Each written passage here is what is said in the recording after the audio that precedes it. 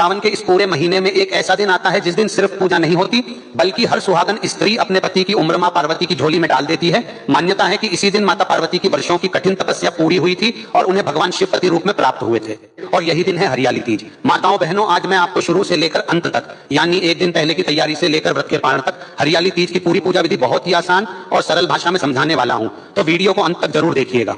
तो महाराज, सबसे पहले बात करते हैं तारीख की, क्योंकि इस बार बहुत लोगों के मन में यह उलझन है कि हरियाली तीज 14 अगस्त को है या 15 अगस्त को। मैं आपको साफ साफ बता देता हूं।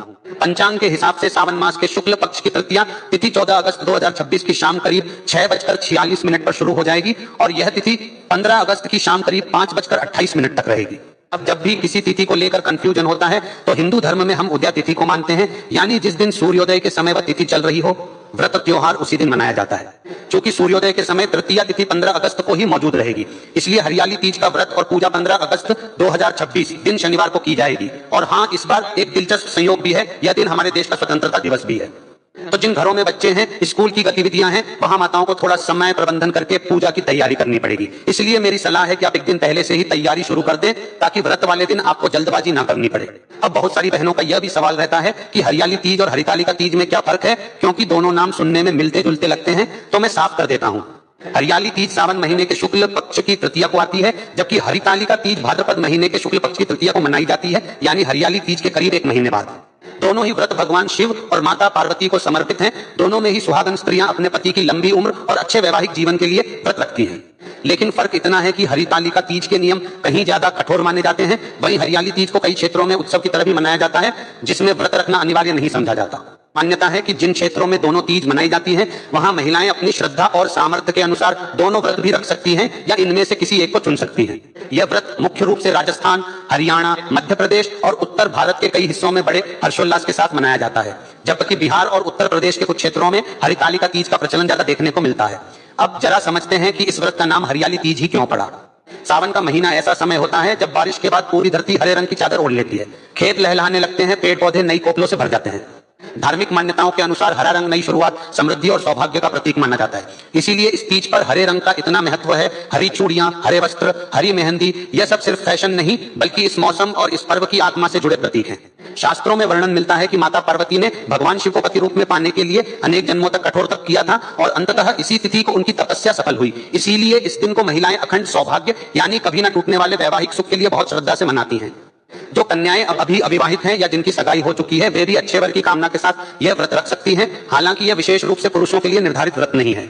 चलिए अब बात करते हैं एक दिन पहले की तैयारी की, यानी नहाए खाए के नियम की। 14 अगस्त शुक्रवार के दिन आप अच्छे से स्नान कर लें, बाल धो लें और घर में शुद्ध सात्विक भोजन बनाएं। जिन महिलाओं के यहाँ सर्गी खाने की परंपरा है, वे ब्रह्म मुहूर्त में सर्गी ग्रहण कर सकती हैं। बाकी सभी लोग रात को सोने से पहले हल्का और सात्विक भोजन करें ताकि अगले दिन का निर्जला या फलाहार व्रत आराम से निभ सके। एक बात जो अक्सर लोग भूल जाते हैं वह यह कि व्रत वाले दिन इस्तेमाल होने वाला बिस्तर एक दिन पहले साफ करके बिछा लें।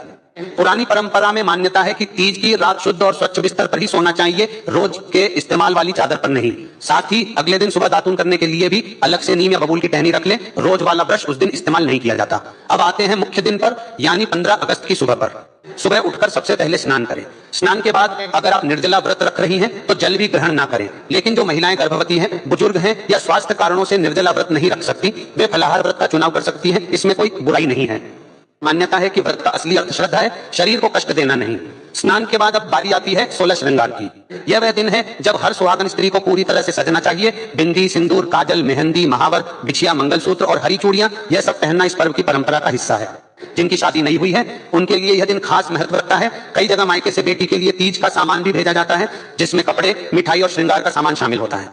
अगर नई साड़ी उपलब्ध ना हो तो कोई बात नहीं, आप पहले से रखे हुए साफ सुथरे हरे या किसी भी शुभ रंग के वस्त्र भी पहन सकती हैं। यह अनिवार्य नियम नहीं है। अब पूजा स्थल तैयार करने की बारी आती है। सबसे पहले एक साफ जगह चुनें और वहां एक चौकी रखें। चौकी के नीचे जमीन पर थोड़ी रंगोली या हल्दी से स्वास्तिक बना दें। अगर संभव हो तो गाय के गोबर से भी शुद्धिकरण किया जा सकता है। चौकी पर हरा या पीला वस्त्र बिछाएं, क्योंकि जैसा मैंने बताया हरा रंग इस पर्व की पहचान है। अब यहाँ एक जरूरी बात समझ लीजिए। बहुत से लोग सोचते हैं कि कलश स्थापना करना अनिवार्य है, लेकिन ऐसा नहीं है। यह पूजा एक उत्सव की तरह भी मनाई जा सकती है और अगर आपके पास समय या सामग्री की कमी है तो आप बिना कलश स्थापना के भी सरल विधि से यह पूजा पूरी कर सकते हैं। जिनके पास समय और साधन हो वे कलश स्थापना करके विधिवत पूजा कर सकते हैं। दोनों ही तरीके शास्त्र सम्मत माने जाते हैं। माताओं बहनों, अब बात करते हैं मिट्टी की मूर्तियां बनाने की, जो इस व्रत का सबसे भावनात्मक और सुंदर हिस्सा है। आप घर के किसी गमले या साफ जगह से थोड़ी मिट्टी ले लें। इस मिट्टी से आपको भगवान गणेश, माता गौरी और भगवान शिवलिंग बनाना है। यहाँ घबराने की जरूरत नहीं, आपको कोई कलात्मक मूर्तिकार बनने की जरूरत नहीं है। आप चाहे तो गोल आकार में भी पिंड बना सकती हैं। जैसी भी बन जाए, श्रद्धा के साथ बनाई गई मूर्ति भगवान स्वीकार कर लेते हैं। धार्मिक मान्यताओं के अनुसार इस दिन मिट्टी से गौरी माता का निर्माण करना अत्यंत शुभ माना जाता है, क्योंकि यह सृष्टि और उर्वरता का प्रतीक है। अगर आपके पास समय की कमी हो तो आप घर में रखी शिव पार्वती की फोटो या मूर्ति से भी पूजा कर सकती हैं। यह भी पूरी तरह मान्य है। मूर्तियां बनाने के बाद इन्हें फूलों के आसन पर चौकी के ऊपर विराजमान करें। सबसे पहले भगवान गणेश को स्थापित करें, फिर माता गौरी को और फिर भगवान शिवलिंग को। अब पूजा शुरू करने से पहले हमें अपना शुद्धिकरण करना होता है। इसके लिए हाथ में जल लेकर आचमन करें, यानी थोड़ा जल ग्रहण करें और शरीर की शुद्धि का संकल्प लें। इसके बाद हाथ जोड़कर भगवान का ध्यान करें और मन ही मन आवाहन करें, यानी भगवान से प्रार्थना करें कि वे आपकी पूजा में पधारें। इसके बाद अक्षत और पुष्प भगवान के चरणों में अर्पित कर दें। यह आवाहन की क्रिया मानी जाती है। महाराज, अब शुरू होती है असली पूजा प्रक्रिया। सबसे पहले जल से भगवान शिव, माता गौरी और गणेश जी को स्नान कराएं। इसे शुद्ध जल अभिषेक कहा जाता है। इसके बाद पंचामृत से अभिषेक करें। अगर पंचामृत तैयार करना मुश्किल हो तो आप दूध, दही, शहद, घी और शक्कर से अलग अलग भी अभिषेक कर सकती हैं। अभिषेक के दौरान ओम नमः शिवाय मंत्र का जाप करते रहें। साथ ही माता पार्वती के लिए ओम मां गौरी नमः का उच्चारण भी कर सकती हैं। पंचामृत के बाद फिर से शुद्ध जल से स्नान कराएं और फिर गंगाजल अर्पित करें। सावन के महीने में गंगाजल का विशेष महत्व होता है, इसलिए इसे शिवलिंग पर जरूर चढ़ाएं। इस तरह कुल मिलाकर 3 बार जलाभिषेक करने की परंपरा है। स्नान के बाद अब भगवान का श्रृंगार करने की बारी आती है। शिवलिंग पर सफेद चंदन या अष्टगंध चंदन का लेप लगाएं। ध्यान रखें, भगवान शिव को रोली नहीं चढ़ाई जाती, केवल चंदन का ही तिलक किया जाता है। इसके विपरीत माता गौरी और गणेश जी को आप रोली और चंदन दोनों से तिलक कर सकती हैं।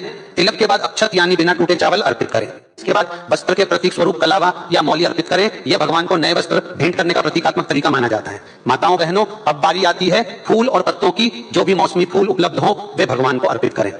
सावन के महीने में फूल आसानी से मिल जाते हैं, इसलिए इस बारे में ज्यादा चिंता करने की जरूरत नहीं। भगवान शिव को विशेष रूप से बेलपत्र बहुत प्रिय माना जाता है, इसलिए बेलपत्र को अच्छे से धोकर चिकनी सतह ऊपर की ओर रखते हुए अर्पित करें। इसके साथ ही धतूरा, आंकड़े के फूल और शमी पत्र भी अर्पित किए जाते हैं। अगर ये उपलब्ध ना हो तो कुछ चिंता की कोई बात नहीं, इनके बिना भी पूजा पूर्ण मानी जाती है। भगवान शिव को सफेद पुष्प विशेष प्रिय हैं, जबकि गणेश जी को लाल पुष्प और दूर्वा अर्पित करने की परंपरा है। इसीलिए मैं आपको सलाह दूंगा कि अगर संभव हो तो थोड़ी दूर्वा घास भी जरूर रखें। यह गणेश पूजन में विशेष माना जाता है। अब माता गौरी को चुनरी अर्पित करने की बारी आती है। लाल या हरे रंग की चुनरी माता को ओढ़ाएं। इसके बाद श्रृंगार की सामग्री अर्पित करें, जिसमें बिंदी, चूड़ियां, कंघी, सिंदूर, काजल, मेहंदी और बिछिया शामिल हो सकते हैं। जितना संभव हो उतना श्रृंगार सामान अर्पित करने की कोशिश करें। यह सुहाग की वृद्धि का प्रतीक माना जाता है। धार्मिक मान्यताओं के अनुसार जो भी सामग्री हम भगवान को दान स्वरूप अर्पित करते हैं वह हमारे जीवन में कई गुना होकर लौटती है। अगर संभव हो तो माता गौरी के लिए एक साड़ी, सूट या ब्लाउज पीस भी अर्पित करें। अगर यह संभव ना हो तो एक छोटी सी चुनरी अर्पित करना भी पर्याप्त माना जाता है, क्योंकि दान की महिमा श्रद्धा से मापी जाती है, कीमत से नहीं। भक्तों, अब भोग अर्पण की बारी आती है। हरियाली तीज के दिन घेवर का भोग लगाना विशेष शुभ माना जाता है, क्योंकि सावन के मौसम में घेवर एक पारंपरिक मिठाई मानी जाती है।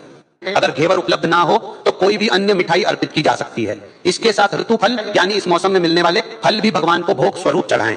भोग के बाद एक लोटा शुद्ध जल अर्पित करें और अपनी क्षमता अनुसार दक्षिणा जरूर रखें। यह पूजा को पूर्णता प्रदान करने वाला माना जाता है। भक्तों, अब आती है इस पूजा की सबसे भावुक क्रिया, माता गौरी का श्रृंगार करना और उन्हें सिंदूर अर्पित करना। जो श्रृंगार सामग्री आपने अर्पित की है उसमें से सिंदूर लेकर माता की मांग में भरें। यहाँ एक बहुत जरूरी बात याद रखिए, आप जितनी बार माता को सिंदूर चढ़ाएं उसे गिनते रहें, क्योंकि पूजा के अंत में जब आप सुहाग लेंगी तो उतनी ही बार आपको माता की मांग से सिंदूर लेकर अपनी मांग में भरना होगा। इसके बाद माता को काजल और मेहंदी अर्पित करें। एक छोटी सी परंपरा यहाँ बताता हूँ, जब आप माता को मेहंदी अर्पित करें तो उंगली में बची हुई थोड़ी मेहंदी अपनी हथेली पर भी जरूर लगाएं। भले ही आपने पहले से मेहंदी लगाई हो, यह माता के आशीर्वाद स्वरूप मानी जाती है। पूजा के इस चरण में अगर आपने व्रत रखा है तो हरियाली तीज की कथा जरूर सुने या पढ़ें। कथा सुनते समय हाथ में कुछ अक्षत या फूल लेकर बैठे और कथा समाप्त होने पर वे अक्षत माता को अर्पित कर दें। मान्यता है कि इस कथा में माता पार्वती की तपस्या और उनके धैर्य का वर्णन आता है, जो हर स्त्री को यह सिखाती है कि सच्ची श्रद्धा और धैर्य से हर मनोकामना पूर्ण होती है। कथा के बाद धूप और दीप दिखाएं और फिर बहुत ही श्रद्धा और प्रेम के साथ आरती करें। आरती का क्रम इस प्रकार रखें, सबसे पहले गणेश जी की आरती करें, उसके बाद भगवान शिव और माता पार्वती की आरती करें। आरती के बाद हाथ जोड़कर पूजा में हुई किसी भी अनजाने भूल के लिए क्षमा प्रार्थना करें और अपनी मनोकामनाएं भगवान के सामने रखें। महाराज, पूजा के समय की बात की जाए तो अगर आप सुबह पूजा करना चाहती हैं तो सुबह करीब 4:45 बजे से लेकर लगभग सुबह 9 बजे के बीच का समय शुभ माना जा रहा है। और जो महिलाएं शाम को प्रदोष काल में पूजा करना पसंद करती हैं उनके लिए शाम करीब 6:15 बजे से लेकर 7:45 बजे के बीच का समय उपयुक्त रहेगा। इसके अलावा अगर आप चौघड़िया मुहूर्त के अनुसार पूजा करना चाहती हैं तो सुबह करीब 8:45 बजे से 9:30 बजे तक का शुभ मुहूर्त और दोपहर बाद करीब 4:45 बजे से 5:30 बजे के बीच अमृत मुहूर्त भी अत्यंत शुभ माना गया है। आप अपनी सुविधा और घर की परंपरा के अनुसार इनमें से कोई भी समय चुन सकती हैं। दोनों ही समय शास्त्र सम्मत माने जाते हैं। पूजा पूर्ण होने के बाद अब बारी आती है सुहाग लेने की।